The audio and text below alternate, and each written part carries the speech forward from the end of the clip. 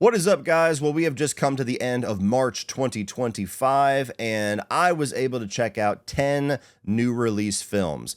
But I gotta tell you, March has been the roughest month for movies so far this year because I have 10 movies to talk about, and I'm only really positive on 2 of them. So this was, a depressing month to get through. If I did not go to South by Southwest in the middle of this month and experience a lot of great movies, in that festival, I think I would have been just borderline depressed by the end of March, and especially doing this video. So I apologize. This ranking is going to be much more of a string of negative than I like to do with these, but I just got to be honest. This was a whole bunch of movies that did a whole lot of nothing for me. But let me know which films you guys saw this month. Let me know your ranking down below in the video description below. And if I did full-length reviews of these, I'll try to remember to put little cards up here so you can check out my more in-depth thoughts on them.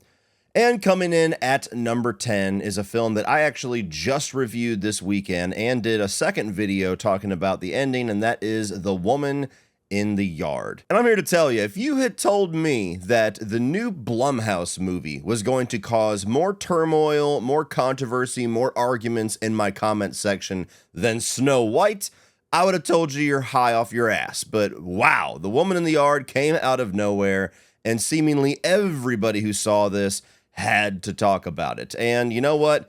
I'll give them that as a victory. I don't know if that was their intention. I don't know if they framed this movie in a way that it just was supposed to cause conversation, even if they didn't think it was going to do super great. I'm sure it's still going to make money, but they did it. This has been a point of conversation on my channel, on some of my friends' channels, on TikTok, on Twitter, everywhere else since this thing released Thursday night.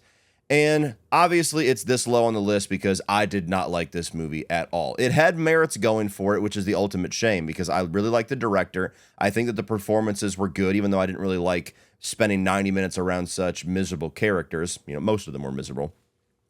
And I think that there was some creativity going on with the way that they use shadows and even just how much creep factor they get out of just a woman sitting in a chair in the yard. I think that there's good things in this film. And honestly, if the ending had just gone slightly differently, I would have given this a positive review. But the ending of the film, where the ending made the movie for some people, it absolutely decimated it for me. And I have already done 2 videos. One, I just kind of dabble into spoilers in regard to what the movie's overall message and what the overall theme is by the end of it. And another one, totally unpacking the movie in a spoiler fashion. So I'm not going to get into spoilers here, but all I will say is that for yet another horror film, of which there are a dime a dozen at this point, that is exploring grief and trauma, this is a film that pushes it into a much darker, bleaker territory that I found to be incredibly distasteful. I found to be incredibly irresponsible, especially with the way that they leave the ending and the third act as a whole so incoherent and so messy and so ambiguous by the end of it, that the 2 takeaways that you can get from this ending are such opposite extremes that I just find it to be ridiculous and a really ill-advised choice to do that. I had a friend that actually tweeted at the writer this morning and asked him about that, and he said, oh, well, you know, it's up to your interpretation, but it's hopeful ending for me. And I am telling you, I am somebody that wants to buy into the hopeful ending of this movie, because the hopeful ending would have given this a positive review. I would have walked out with my issues of the pacing being extremely slow, but I would have overall liked the journey because of how powerful and emotional things get by the end of it. But as much as I have sat here thinking about and talking about this movie, I can't make any sense whatsoever out of going through the path of the positive ending, the happy ending. It doesn't make any sense to me. And to me, that is a failure either on the writing or the directing or a combination of both. Because if you wanted it to be a hopeful ending, it should have been clear. If you wanted it to be a bleak ending, it should have been clear. And if you wanted things to be ambiguous, it should have been ambiguous with just the rules or how things work together, or leaving some information out, not with people walking away literally confused to the point where 50% or just slightly less than that of the people that watched this film swore up and down that they saw something that they absolutely did not in the final shot of the film. That's not good. That is not something that is supposed to be the takeaway from your movie. So, if nothing else, we can all agree that the film was incredibly messy and incoherent. Beyond all of that, though, I appreciate the fact some people are taking very different things away from this film, and I wish I could go on that path with you, because then I could say something really nice about this movie and it would be much higher on this list. But for as many times as I've gone over it in my head, as many times as I've went back over the plot, as many times as I've discussed it with other people, even people who disagree with me, it doesn't make any fucking sense to me. The cog does not fit together. And so for that reason, I dislike The Woman in the Yard so much for its final act that it is my least favorite film that I saw in March of 2024. Coming in just above that at number 9 is going to be Ash, and this was my least favorite film that I saw at South by Southwest. And it bummed me out that I didn't like it, because when you hear Flying Lotus, the director, I believe also writer, and the actors and everybody talk about this film before and after the screening, you just hear about their passions and their influences and how much they believed in these characters and the story, and it makes you want to buy into it, but I just did not enjoy this film at all. I think that there was some interesting style going on. You know, I'm not familiar with Flying Lotus as a filmmaker or as a music artist, but he certainly has a style.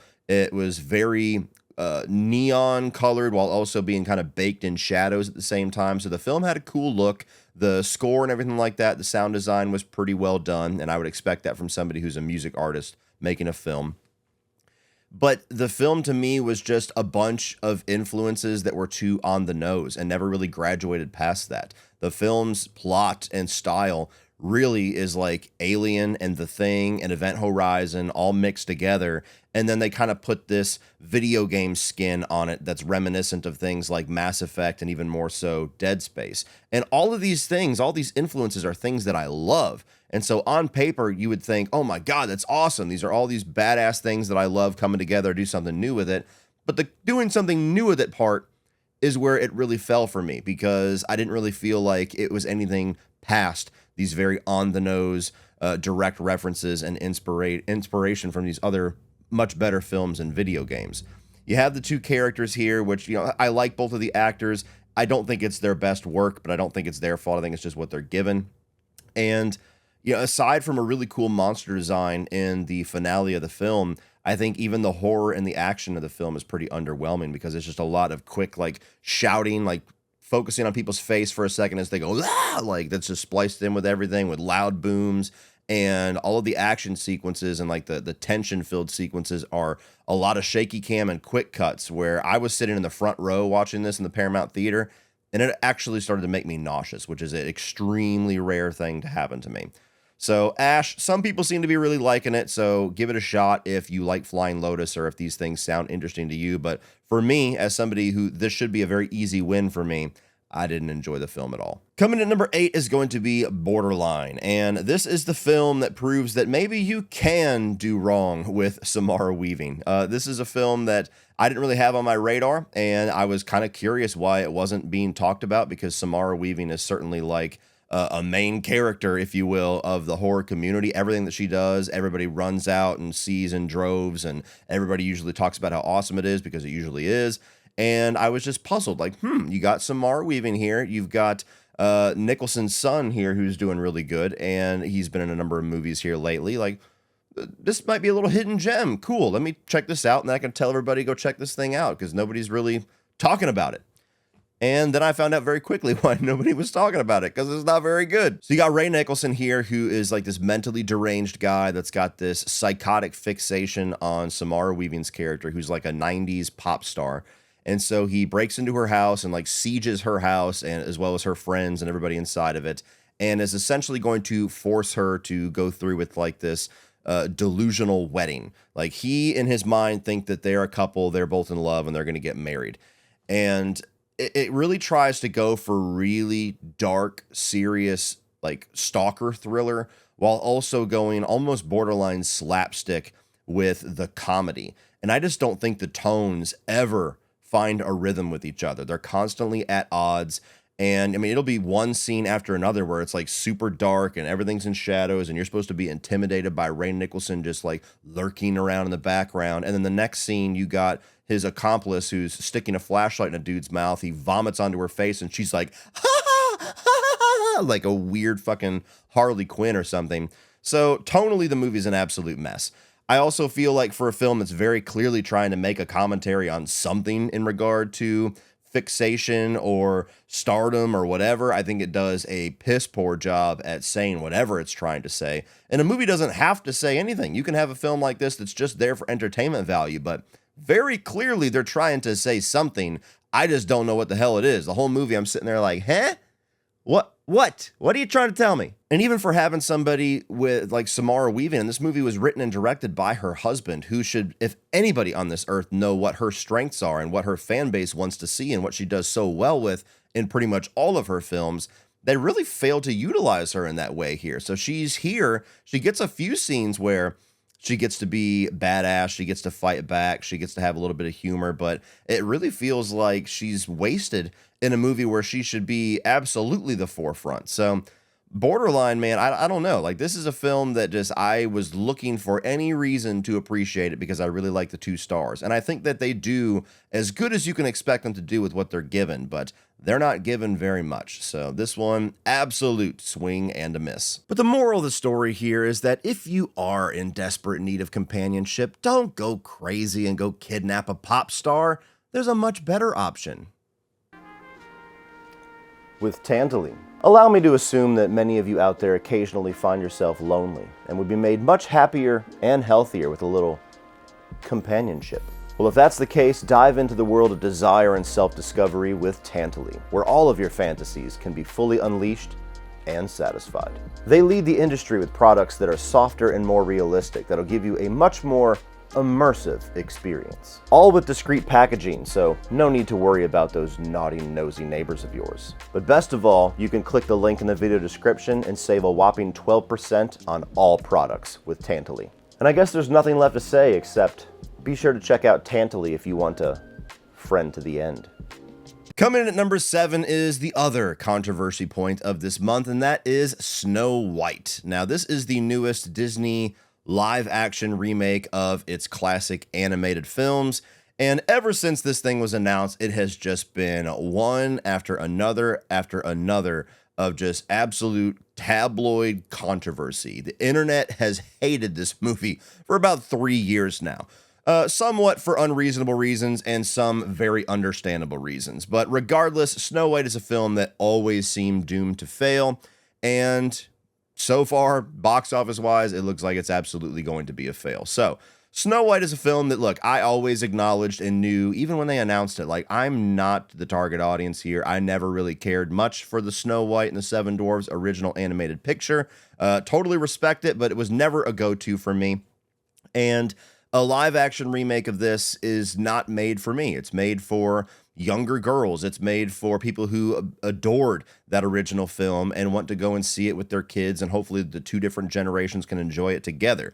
And I think that's the huge mistake that they made with this film, is that they were going out of their way to not appeal to people that adore and beloved the original film by saying pretty much everything that they can to throw some kind of salt on the name of the original Snow White, whether it was intentional or it was just a slip of words or having a lead actress that's a little too loose-lipped on red carpets.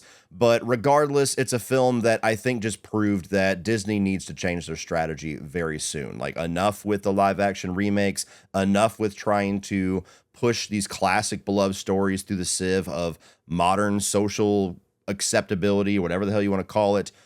That model's not working. It's not working very hard, and it's time that they realize why it's not working and stop digging their feet in the sand. But moving on from that, as far as the actual movie, I mean, I thought it was okay. Overall, I gave it a negative review because I didn't enjoy myself there, but my 2 daughters and my wife really enjoyed it. My wife has no idea about any controversies or anything. She doesn't follow any of this stuff.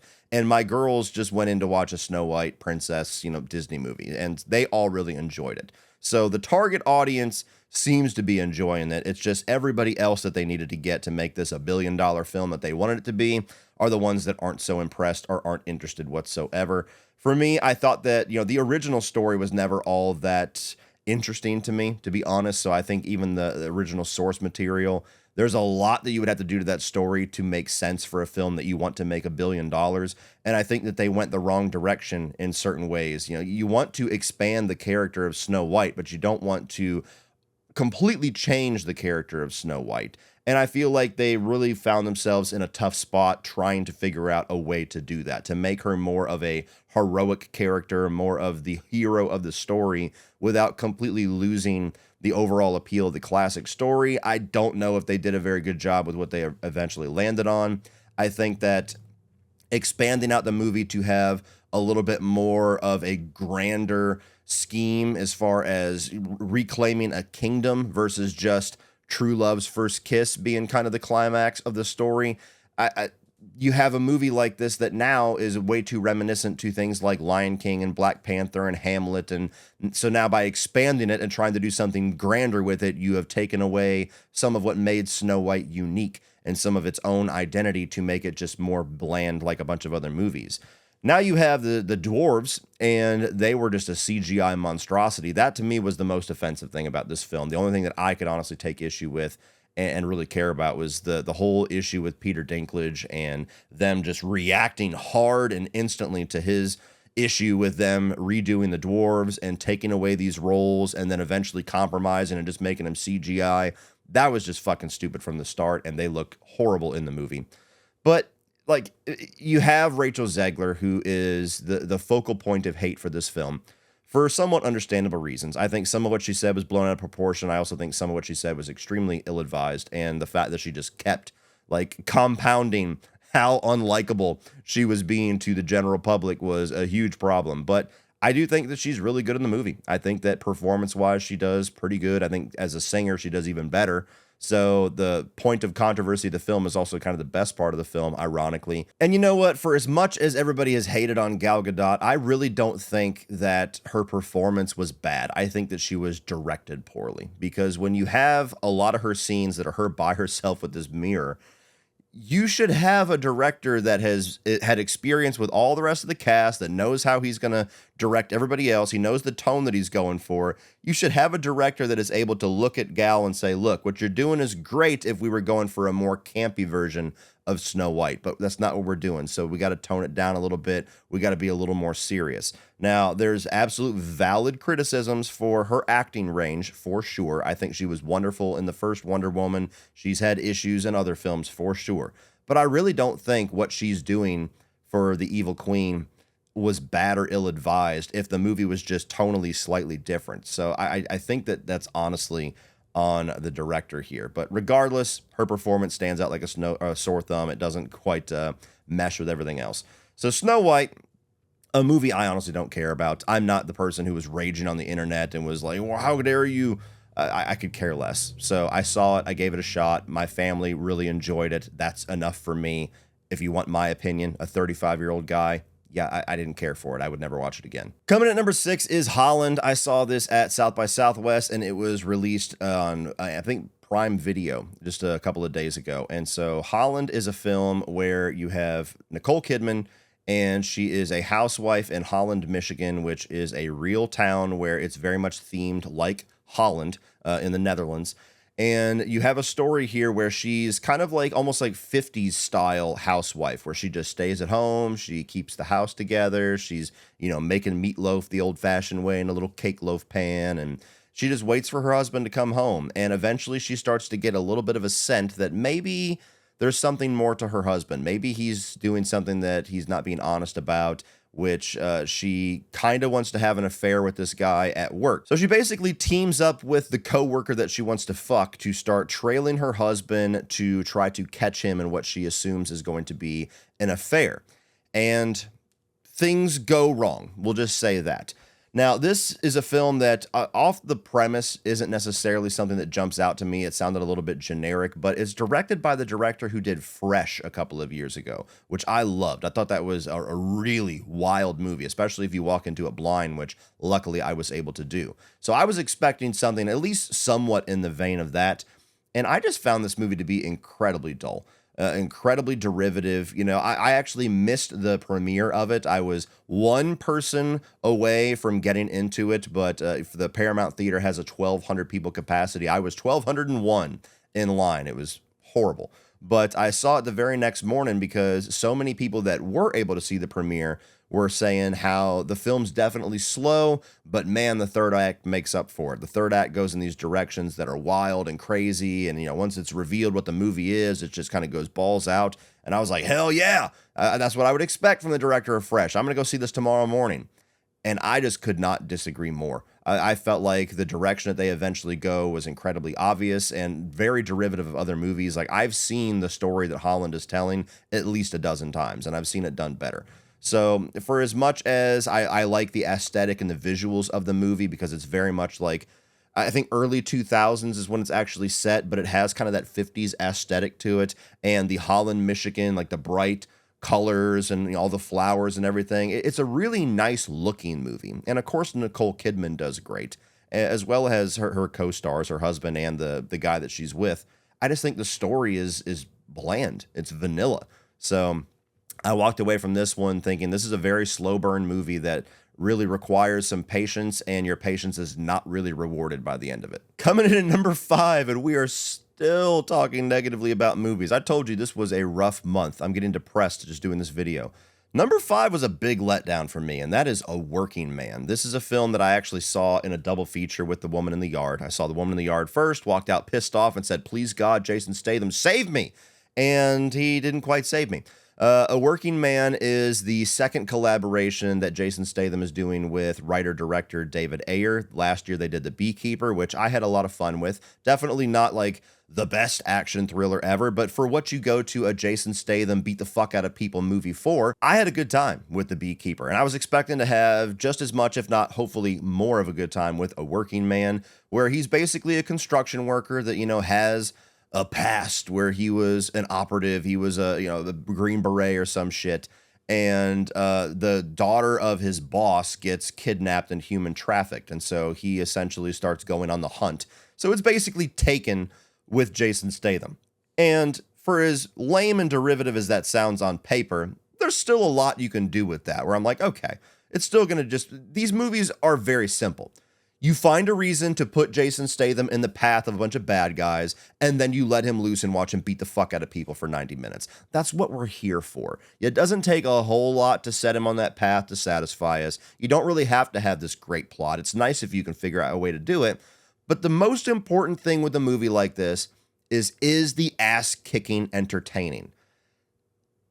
And I didn't really think it was all that great with A Working Man. I think that it was among the more bland of the Jason Statham fight scenes and shooting scenes. Like, there wasn't really a whole lot of either extreme violence or gore to set it over the top. There wasn't a whole lot of like bone breaking or like badass choreography that just makes it exciting and thrilling to watch. It just kind of felt like Jason Statham throwing dudes around, doing a couple little twisty things, and a whole lot of him running from machine guns and somehow never getting hit by a single bullet that got very ridiculous after a while.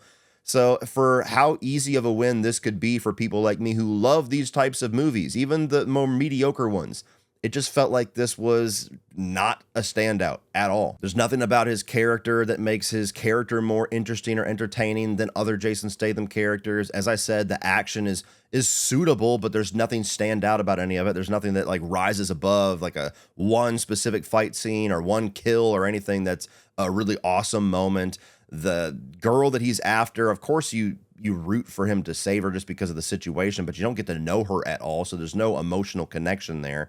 And then even the villains are very just kind of generic David Ayer style characters. Like, you don't have any kind of a standout villain or a mustache twirling villain to even make that side of the movie a little bit more campy or entertaining. So, like, A Working Man, it's fine. This is a movie that your dad throws on Sunday afternoon and just chills on the couch with a bag of Doritos and watches and says, okay, that was a fine 90 minutes. But for all the movies that I love that are those types of films, this one just felt like it really failed to do anything to stand out to me. And so I was underwhelmed, and maybe The Woman in the Yard primed me to just be a little bit more disappointed with it than I would have watching it by itself. But I walked out going, can't recommend that one. Coming in at number 4, and I think this is the one that I'm probably going to have the most heat in the comment section for, because people seem to really love this movie, but I just did not get it. and that is Black Bag. Now, this is a film that is directed by Steven Soderbergh, and I think this is the same writer that he teamed with for Presence that just came out like a month or two ago. And so this was on my radar for that reason alone, as well as, Michael Fassbender and a really good cast. But what you have to understand, like, we all have our own tastes, our own preferences. I am not somebody who really enjoys old school espionage, like classic espionage. James Bond kind of took over that subgenre, and so when you say espionage, you think things like James Bond and Mission Impossible with like a lot of action, a lot of gadgets, a lot of explosions. But classic espionage is really just dialogue based and drama and, just these little government plots and political stuff. And that's what Black Bag is trying to get back to. And by all accounts, by the amount of people who love this film, they do a really good job. These types of movies just don't really entertain me much. I can't really get into them. And so Black Bag I found to be unbelievably boring. This is a film that basically is all just people talking about this plot. You have Michael Fassbender and you have Kate Blanchett, who are husband and wife, and they have a group of friends. They all work for this government agency, but there's essentially a plot where Michael Fassbender starts to, he gets commissioned to figure out how this weapon has been released, or, there's some kind of a threat of a weapon being out there, and he has to figure out how that happened. And the entire process of him figuring this out is basically him just talking with his wife and talking with his friends and talking with his coworkers. And there's all these little dialogue scenes where it starts to make you think this person could be in on it, this person could be in on it, this person could be working with this person. And so you have all of these little testing of loyalties and all these points of suspicion. So if you're into a movie like that, obviously, as I've said twice now, people seem to really be liking it. But for me, like, I went to just go check this out out of curiosity. It was not a double feature or anything. I just went to go see this. And I sat there and was just like, is there ever anything that's actually going to happen here? Because, like, I just did not get engaged or interested in this plot. I never found any kind of tension to be there. I didn't even find, like, some of the humor to really be hitting me. I was honestly just bored. So this is one that I think I might be in the minority with, but I just have to be honest. There was nothing about this film that I really enjoyed. Like, I can appreciate it. I know what they're going for, and I have the self-awareness to say, this is just not my thing. But if it is yours, you'll probably have an opposite experience of me. But it's this high purely out of respect for what they are doing. Enjoyment level-wise, it's pretty much right there along with all the other ones I've already talked about. I would never watch this film again. Coming in at number 3, it is shocking to me that this movie is this high on the list because I was extremely lukewarm on it when I saw it at South by Southwest. But number 3 is Death of a Unicorn. Man, March sucks. March has been a rough month. Death of a Unicorn is a film that was actually on my top 10 most anticipated of the year. I thought the trailer was hilarious. I thought it was a really fun concept. I thought the cast looked great. And when I eventually saw it, I think that pretty much all of my expectations were met with most of that. I still think the concept is really fun. It's a creative idea. I think the cast is phenomenal. And I think that there is a good amount of laughs in the first half or so of the film. As soon as it transitions into being more of a horror film where the unicorns are killing people, I found the movie to not be anywhere near as funny or as entertaining, which is weird for me because you'd think as soon as you turn up the carnage, I would be more interested. But the kills in the film are all kind of goofy and CGI laden, so I didn't really get much carnage candy fun out of this one. The characters themselves, not saying the cast isn't great, but the characters themselves aren't really much to write home about. I mean, this is the only movie I think I've disliked Paul Rudd, and Jenna Ortega is just kind of playing the same character that she always plays. And so you have Will Poulter that gets a good amount of the best jokes here, as well as Anthony Carrigan, who you'll recognize from Barry, who was my favorite character, is because he was so quirky doing his kind of signature thing that he did in Barry. And a lot of his things are like in the background where he walks into the shot and does something goofy or says something and walks out. And I got a lot of good laughs with that. But it was a film that just felt like it needed a couple more passes at the script. They needed to punch things up a little bit more. They needed to develop out some of these ideas a little bit more because the first chunk of the story was very funny with where things were heading. And then it just kind of felt like it got stuck into this repetitive rhythm with its comedy, and it never really hit for me after that. Like a lot of the jokes were falling flat. A lot of the concepts with the unicorn and, grinding up its horn and snorting it and things like that. Like I could see these really extreme directions you could go at the end of the film. And it just felt like they never really wanted to go there. It was like a movie that's by A24 of all places that are never afraid to go there, that felt like they wanted to keep things tame to be more mainstream. And I don't think that helped the film a whole lot. So this is a movie that I would rewatch, which is the only reason why it is here, because it's not a whole lot higher than the other films I've talked about here in the middle of it, but it was very disappointing. It was the most disappointing film at South by Southwest for me. Coming in at number 2 is a film called Locked, and I gave this a positive review. It's not a movie that I would ever rewatch though, so we are at number 2, and I'm still not super excited to talk about any of these films. But Locked was one of those one single location and pretty much one single actor type films. You have Bill Skarsgård playing this guy who's very down on his luck. He kind of lives off the street to a certain degree, and he tries to break into this very expensive looking vehicle, and once he is inside of it, he is locked inside of it, and Anthony Hopkins, the owner of the car, starts to play this very sick, twisted psychological game with him, where he essentially is locked him in this car with no escape. Nobody can hear that he's in there, and he's just psychologically torturing him, kind of testing his will to live to a certain extent. And I think both of the performances, Bill Skarsgård and Anthony Hopkins, are outstanding here. I think Bill Skarsgård is just like an A-list talent that is, he's getting out there. He's getting these great roles, but he's also picking some movies that aren't really breaking out so much, like The Crow. And I don't think this one really made much of a splash either. So he's going to get there, but he's having a little bit of a rocky path. And then, of course, Anthony Hopkins, we all love him. We know he can play great psychos. So this is a film that, for all of the movies that are about one person in one location, I don't tend to get a whole lot of engagement out of them. They're very much one-watch movies, and this is very much the same type of thing. I watched it once. I got what I got out of it. I would never revisit it. But I did think that the game that Anthony Hopkins was playing was entertaining to watch. I think some of the things that he puts Bill Skarsgård through is certainly thrilling. It does have a little bit of a lull after the first 15 minutes, but once things start to really pick up in the second half of the film, it goes there. You get some carnage candy in there. That was kind of a surprise. You get some certain directions it goes in the third act, and once things are revealed about the motivations of Anthony Hopkins, and he graduates a little bit past just being the voice on the phone. The movie definitely has its merits, and it's worth checking out. The only thing that I thought was really poorly done here is when they try to work in some social commentary, when they try to push his very basic motivations for why he's doing what he's doing into like this more philosophical, grand kind of plan about what he is disgusted with. And it's all about, classism and society. And all of that really felt like the movie was pausing to preach at you at that point. Luckily, it's not a huge piece of the film, but that was the part that I thought was the weakest. Other than that, if a movie with Bill Skarsgård locked in a car for 90 minutes getting toyed with Anthony Hopkins sounds interesting to you, check it out, because I do think that it was a really well done version of that. Just not a film I would ever rewatch. It's a one and done for sure. Coming in at number 1, really the only movie of the 10 that I could give you an enthusiastic thumbs up to, that unfortunately I just didn't have a chance to do a full review for, because this came out when I was at South by Southwest. By the time I got home, started to kind of